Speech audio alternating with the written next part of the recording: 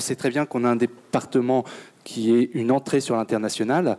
Donc, on exploite au maximum cette ressource pour pouvoir générer également de l'emploi dans notre département. Donner plus de moyens aux petits producteurs locaux afin de leur permettre de vivre mieux de leurs revenus, ce qui permettrait une diminution du coût des produits et un meilleur contrôle de la qualité. Lorsqu'on a connu toutes les industries le long de la Seine, qu'il s'est passé quelque chose de brisé qu'on aimerait bien voir revivre. On parlait de précarité énergétique tout à l'heure, de produire de l'énergie, de faire qu'on puisse continuer à se chauffer avec des productions locales, là aussi, et sans qu'il y ait d'inflation excessive si c'est produit localement.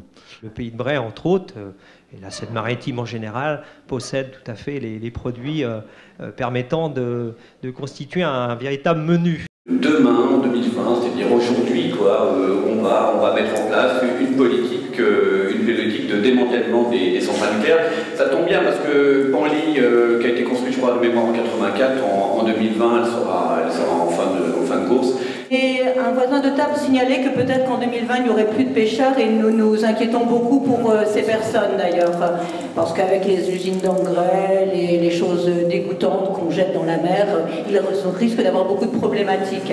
Donc on a un vrai enjeu touristique qui est la découverte de nos parcs éoliens maritimes flottants. Bon, on cherche des moyens d'utiliser de l'énergie naturelle.